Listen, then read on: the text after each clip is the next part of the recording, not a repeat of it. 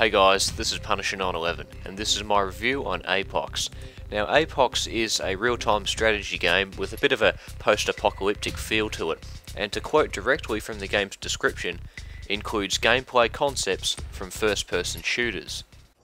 Now before I go into the details of the first-person shooter concepts, I'm just going to go over a couple of the general gameplay mechanics. First of all, the buildings in APOX require units to be placed inside them in order to function. And when one of your worker units finishes a structure, they'll automatically go inside and operate that building. Now this doesn't mean the worker is lost. You can order them to go out of the building so they can build other stuff. But you do need units inside and working the structure in order to get some production out of it. Now buildings give a decent amount of protection against enemy fire, but if a worker is in a building and he's getting shot at, he will be killed eventually. Now if a worker does die, he can be replaced by any infantry unit, so you can get a rifleman and put him in the building and he'll operate it just as effectively as a worker. Now you can also place multiple units inside buildings, and while that doesn't make the building any more efficient, they will act as defense, and if the main worker dies, the next unit in line will automatically take his place. Now while I don't mind the buildings requiring workers to function, it makes it incredibly easy to disrupt an opponent's supply line, and vice versa. If you kill the guys in the barracks, they can't make any more infantry. If you kill the guys in their salvage yard, they stop generating resources. And if you kill the guys in their HQ, they can't make any more workers. And this becomes a major problem later in the game when vehicles come into play, because the soldiers in the buildings just don't stand a chance. Now while I'm on the topic of placing units in buildings, if an enemy structure has no units occupying it, you can order one of your infantry to capture it. Now this does take a fair amount of time, but if you can capture an entire enemy base, you can use their own resources against them. For example, I played a 5 versus 5 match against the computer, and my base was captured by one of the enemy teams, but I had managed to take 2 enemy bases for myself, and I had those 2 bases churning out units to bring the fight back to the enemy. So it is pretty good to see that they've made capturing a base actually worth the time that it takes. I mentioned vehicles earlier, so I'm quickly going to cover those right now. Vehicles are very fast and have mounted weapons on them, either a machine gun or a flamethrower, and like buildings, they need someone to operate them. And you can also put extra soldiers inside to give them a little extra firepower. Now this sounds pretty good, but it does make vehicles quite overpowered, especially when you gain access to the tougher, armoured versions of them later on. Now as I said earlier, a major problem later in the game is having vehicles wipe out the guys in buildings, especially the vehicles with flamethrowers on them, because that's what the flamethrower is designed for. So combined with a higher speed, flamethrower cars can just zoom in, kill everyone in a building, stopping all production and zoom out again. Now there are anti-vehicle weapons available, but the more effective ones have a limited firing arc, which are easily avoided by the high speed cars.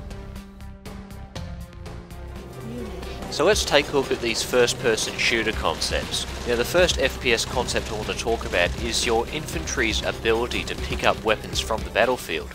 Now they've done something a little bit interesting with the infantry in APOX. They're basically all the same, apart from the weapons that they start off with. So let's just say you train a rifleman and he kills an enemy sniper. He can pick up the sniper rifle and he'll become a sniper. Now each soldier can carry 2 weapons and a knife. So that particular rifleman, he'll have both the assault rifle and the sniper rifle.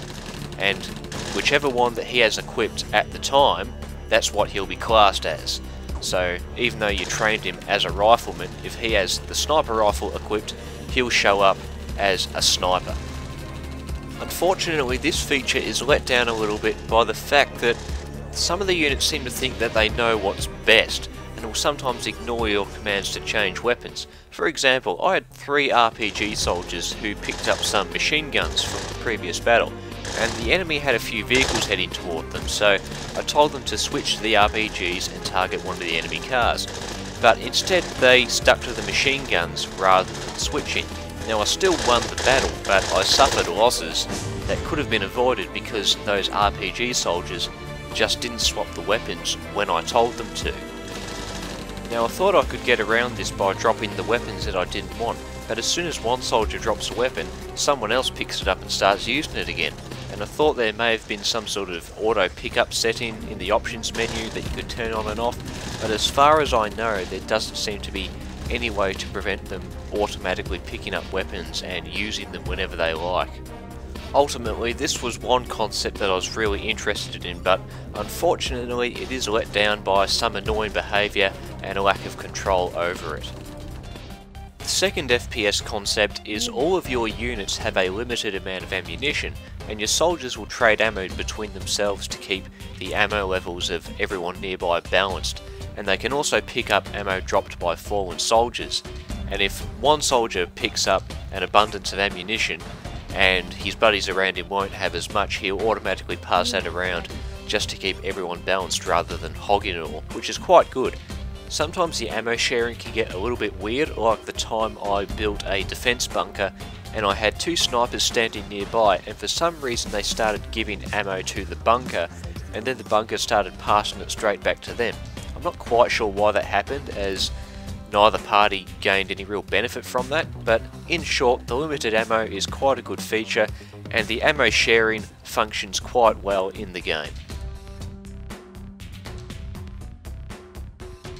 APOX is intended to be played online against other players, but I'm going to talk about the computer controlled players for a bit. The CPU enemies seem to be a little bit on the unforgiving side, even on the easy difficulty. Now, for people who are inexperienced with the RTS genre or just aren't very good at it, the difficulty can be a little bit off-putting.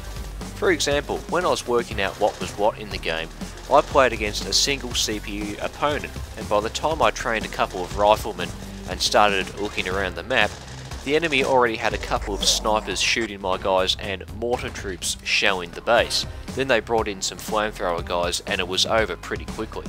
And they also had taken a few of the capture locations called ammo dumps, where they generate more ammo.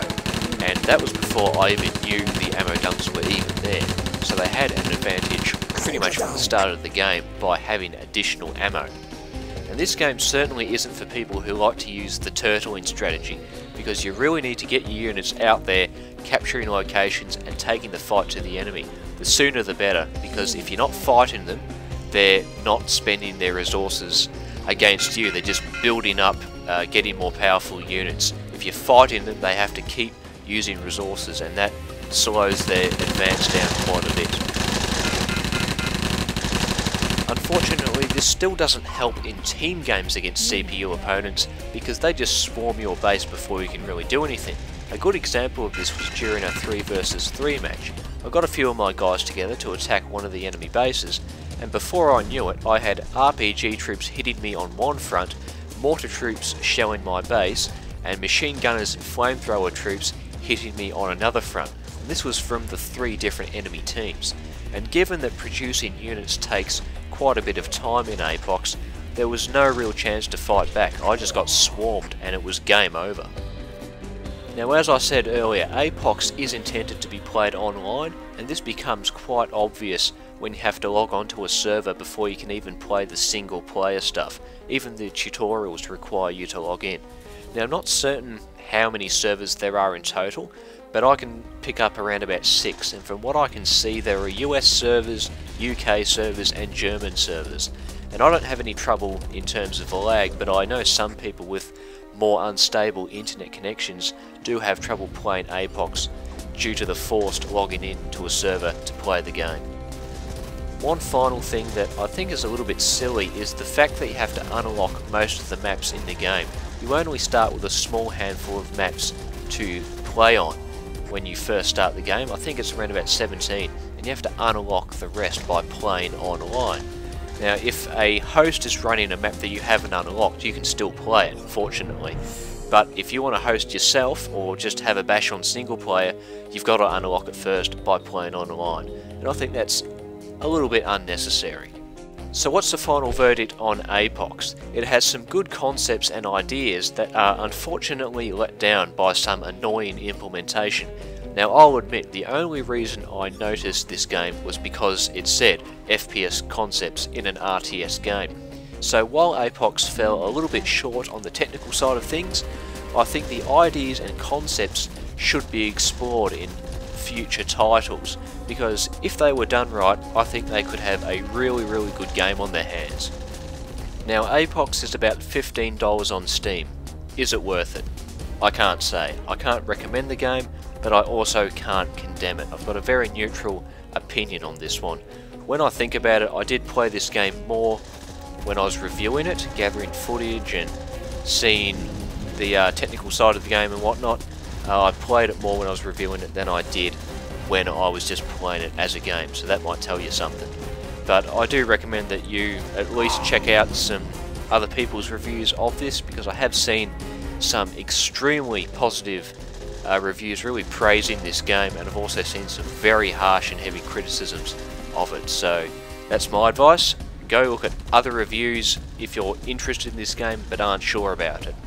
But even if I can't recommend it or condemn it, I can provide a final score.